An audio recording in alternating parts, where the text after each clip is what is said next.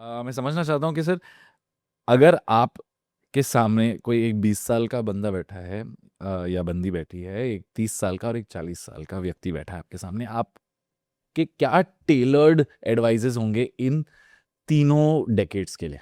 Absolutely great. Thank you Kunal, आपने मुझे invite किया। Unlock, I think we are going to unlock great future absolutely, for our audience. Absolutely.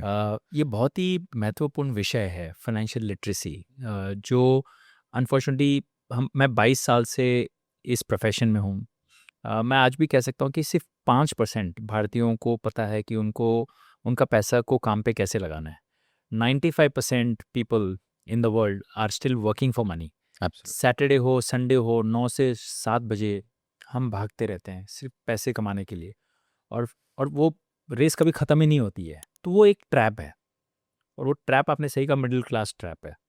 Unfortunately हमारा जो देश है वो इनइक्वालिटी में बहुत ख़राब स्थिति में है।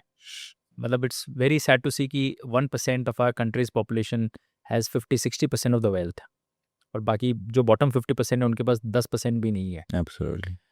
उससे उसका एक ही तरीका है, वो है एडुकेशन, लिटरेसी। और बहुत बार लोगों को पता नहीं है कि मैं कहाँ से शुरुआत करूँ। करेक्ट। जैसे आप 20 साल के हैं, जब मैं 20 साल का था मुझे गाइड करने वाला कोई नहीं था। मैंने जो भी किया गलतियाँ कर कर के सीखी मैंने। बट आज थैंक्स टू दीज पॉडकास्ट, घर बैठे बैठे टीयर 4 टाउन में भी एक लड़का या लड़की हमारा पॉडकास्ट देख के शायद वो अपनी दिशा बदल सकता है। एब्सोल्युटली। तो मेरा ये मानना है कि सबसे पहला जो रूल है, आपको अगर वेल्दी बनना है तो start saving as early as possible. Okay. One idiot करके एक मूवी आई थी, यूट्यूब पे है, आधे घंटे की मूवी है। उस मूवी ने मेरी ज़िंदगी बदल दी। उस मूवी में अगर आप देखोगे, छोटा बच्चा रहता है 8-9 वर्ष का, वो 50 रुपया क्रिकेट खेल के आता है, उसका जो शील्ड मनी है, पॉकेट मनी, वो जीत के आता है, और वो जाके उसकी इन्वेस्टमेंट कर देता है। उसकी मासी आती है बाहर से, वो उसको 500 रुपये देती है, वो डाल देता है। तो ऐसा करते करते जब वो 10-12 साल का होता है ना, उसके 62,000 रुपये का कॉर्पस बन जाता है। मैं पूछना चाहूँगा हमारे व्यूअर्स से, जिनके बच्चे हैं, अगर आपके 10 साल के बच्चे हैं, कितने बच्चों का पिगी बैंक का कॉर्पस 50,000 के ऊपर है? I think less than 0.001%। 1%, right? 50,000 is a lot of money. Lot of money. And वो बच्चा उसका ओनर है, नॉट माँ बाप। उसी मूवी में दिखाया कि उसका जो बड़ा भाई है, जो उससे 5-6 साल बड़ा है, वो 3,000 रुपया डेविड गुएटा का शो के लिए उधार मांग रहा है अपने दोस्तों से, किसी से, क्योंकि उसको गर्लफ्रेंड को लेके जाना है। छोटे भाई के पास 60,000 रुपये हैं और बड़े भाई के पास कुछ नहीं है। तो जब वो बड़ा भाई को पता चलता है कि इतने पैसे उसके पास आए, तो वो पूछता है, तूने चोरी की है क्या? मॉम डैड को पता है कि तुम्हारे पास इतने रुपए हैं? तो बोलता, नहीं, ये मैंने मेहनत से कमाए हैं। तो वहीं वो एडुकेशन का फ़र्क पड़ जाता है, क्योंकि उसको बताने वाला जो पड़ोसी रहता है, वो वन इडियट रहता है, वो उसको गाइड करता है कि कैसे बचाने चाहिए। तो आज वाले पॉडकास्ट में हम वही बताएंगे कि आप भी कैसे वन इडियट बन सकते हो। एब्सोल्युटली। और उस मूवी में वो, जब वो 40 साल का हो जाता है, वो बच्चा रोल्स रॉयस गाड़ी वो खरीद लेता है, और वो 100 करोड़ का मालिक बन जाता है। तो मैंने वो मूवी देखी कुणाल, और मैंने कहा कि वो ये रियल इडियट है, मुझे रियल इडियट बन के दिखाना है। मैं चाहता हूँ दुनिया मुझे बोले कि ये वन इडियट है और इसने करके दिखाया है। मैं भी बहुत एक मिडिल क्लास फैमिली से आता हूँ। मैं जब बॉम्बे आया था 2004 में, मैं और 3 दोस्त मिलके 2-2 हज़ार रुपये करके 6,000 रुपये के रेंट पे अंधेरी में रहते थे। ओके। 30,000 की सैलरी थी, 2,000 हम करके रहते थे। तो बहुत मॉडेस्ट लाइफ जी है, बट मेहनत की है। तो जब आप 20-25 साल के रहते हो, सबसे बड़ी जो कैपिटल आपके पास है ना, वो है आपकी ह्यूमन कैपिटल। करेक्ट। वो उसको अनलॉक करके आप फाइनेंशियल कैपिटल बना सकते हो। I am gonna pause you here. Yes.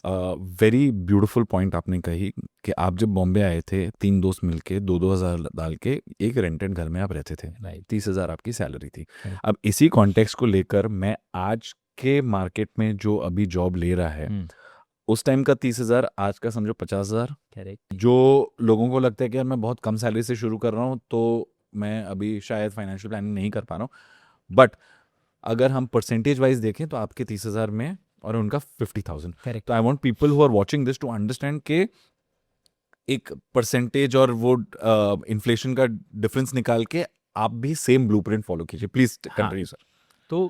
तो मैंने मैं 24 की उम्र में आया था, बट जब तक मैं 30 का था ना, तब तक मेरी घंटी नहीं बजी थी। ओके। मैंने भी गलतियाँ की है, क्योंकि कोई समझाने वाला ही नहीं था। फाइनेंस बहुत कॉम्प्लिकेट लगता था बहुत मैथ्स है, टैक्स भरना पड़ेगा, ये है, तो लोगों को डर लगता था। तो जब लोगों को डर लगता है ना, लोग क्या करते हैं, सिंपल चीज़, एफडी सिंपल है, दिमाग नहीं लगाना है। या पिताजी ने बोल दिया प्रॉपर्टी ले लो, ईज़ी है, गोल्ड ले लो। बट ये सारी चीज़ें मैंने देखा मिडिल क्लास करती है। अगर आपको 1% में आना है, 1 इडियट बनना है, तो आपको वही करना पड़ेगा जो दुनिया के 1 इडियट, जो ऐसे 1% लोग हैं, वो क्या करते हैं, उनको देख के आप फॉलो कर सकते हो। तो मैंने रियलाइज़ किया कि लॉन्ग टर्म अगर आपको वेल्थ बनानी है, तो आपको पैसा इक्विटीज़ में निवेश करना पड़ेगा। यानी अब जैसे हम इक्विटीज़ बोलते हैं, लोग सोचते हैं स्टॉक मार्केट, लोग सोचते हैं जुआ, लोग सोचते हैं गैम्बलिंग, पैसा डूब जाए, सट्टा है ये। सट्टा है, राइट? बट ऐसा नहीं है। आप जब स्टॉक मार्केट में पैसा डालते हैं या म्यूचुअल फंड्स के थ्रू डालते हैं, हम बात करेंगे, उसमें आपका पैसा बिजनेसेस में जाता है। हम्म। आपका पैसा, आप मुकेश अंबानी के पार्टनर बनते हो, या आप टाटा के पार्टनर टाटा के बनते हैं, पार्टनर बनते आईटीसी हैं, के पार्टनर आईटीसी के पार्टनर बनते हैं। आप स्लीपिंग पार्टनर हैं, आप डे टू डे मैनेज नहीं कर रहे हैं, आप एक हकदार हो गए। चाहे आपने 1000 रुपये भी डाले हैं, तो भी आप उस कंपनी में एक छोटा सा हिस्सा आपका हो गया। अगर वो कंपनी अच्छी ग्रोथ करेगी, तो आपको भी उतना ग्रोथ मिलेगा। जितना मालिक ग्रो कर रहा है, उतना एग्जैक्टली उसी प्रोपोर्शन में आप भी ग्रो करोगे। तो ये सबसे स्मार्ट तरीका है पूरी दुनिया में पैसे बनाने का। बिकॉज एक चीज़ बताइए कुणाल, वर्ल्ड में टॉप 50 और रिचेस्ट इंसान कौन है आपके हिसाब से? इन इंडिया इन तो India in and India world. तो हमारे अंबानी जी, ठीक टाटा, है, बिरला, अदानी जी, and few others, Infosys. Correct, These are, but in the world, if you see, it's obviously the Teslas, the Amazons, and correct, everyone. Correct. हाँ, आपका ये मेरे पास भी एक कुछ है मुझे बताइए, कोई भी इसमें स्पोर्ट्स पर्सन है? नहीं। डॉक्टर है? नहीं। साइंटिस्ट है? नहीं, नॉट डायरेक्टली साइंटिस्ट को एम्प्लॉय करते हैं वो। हाँ, साइंटिस्ट खुद नहीं है, एक्टर एक्ट्रेसेस भी नहीं है, पॉलिटिशियंस बहुत डाइसी है। Let's keep that Let's keep aside them out. because that's a very small fraction Small of the fraction, entire correct, population of correct. the world. तो आपको पता है कि ये जितना भी मैंने कैटेगरी बताया, डॉक्टर्स, स्पोर्ट्स पर्सन, ये क्यों रिचेस्ट नहीं है? ये तो अपने आप में एक है ना सारे। सचिन तेंदुलकर तो एक ही है, कभी आएगा नहीं वापस सचिन तेंदुलकर दूसरा, तो क्यों नहीं है? Because all these people traded their time for money. I was going to say the same thing. They sold their time for money. Time दुनिया में सबके पास लिमिटेड होता है, Correct. सबका एक विंडो होता है, उसी वक्त आप सितारे बनते हो, अनलिमिटेड नहीं होता है। बट मैंने मेरी स्किल्स को मोनेटाइज करके एक कंपनी फॉर्मेट में बना दिया, उसको स्केलेबल फॉर्मेट में बना दिया। अब मैं मेरे जैसे और 1000 को एम्प्लॉय कर सकता हूँ, राइट? एक प्रोडक्ट आइडिया में बना दिया, तब उसकी शेल्फ लाइफ बहुत बढ़ जाती है। Got it? Correct. तो वो पैसा बिजनेस मल्टीप्लाई करता है। इसीलिए सारे इंडिया के जो 50 रिचेस्ट मैन एंड वीमेन हैं, वो वेल्थ बिजनेस से बनाया है। Correct. बहुत लोग मुझे बोलते हैं कि रियल एस्टेट से वेल्थ बनती है। इंडिया में जो सबसे बड़ी रियल एस्टेट कंपनी है वो डीएलएफ, राइट? तो जो डीएलएफ के मालिक हैं, उन्होंने प्रॉपर्टी से वेल्थ नहीं बनाई है, वो जब उनकी कंपनीज लिस्टेड हुई थी, जो वैल्यूएशंस बने थे, उससे वेल्थ बनाई है। They kept the property as their product. Product, not as an investment की Investment. मैंने की है। The best example I give is doctor Naresh Trehan, जो इंडिया के बहुत बड़े बड़े कार्डियक सर्जन है। Yes. इज 77-78। उन्होंने मेरे ख्याल से लाखों सर्जरीज कर चुके होंगे अब तक, बाईपास सर्जरीज। बहुत ही डिफ़िकल्ट काम है, और एक एक सर्जरी की उनको 3 लाख, 4 लाख, 5 लाख रुपए, 10 लाख रुपए मिलते हैं, I think more than that. More than that. But वो खाली सर्जरीज करके तो वेल्थ नहीं बना सकते थे, तो उन्होंने मेदांता हॉस्पिटल बनाई, अपने जैसे 50 डॉक्टर्स को ट्रेन किया, बनाया, और अब वो एक लिस्टेड कंपनी बन गई है। Today is worth more than 12,000 crores, correct? Because he own that company. कल वो चले भी जाएंगे ना, कंपनी चलती रहेगी। बट अगर मैं खुद सर्जरी कर रहा होता, जिस दिन मैं चला गया मेरी इनकम खत्म। Correct. बट ये जनरेशनल वेल्थ छोड़ के, ये बना के, स्ट्रक्चर बना के जाएंगे। This is how rich people think.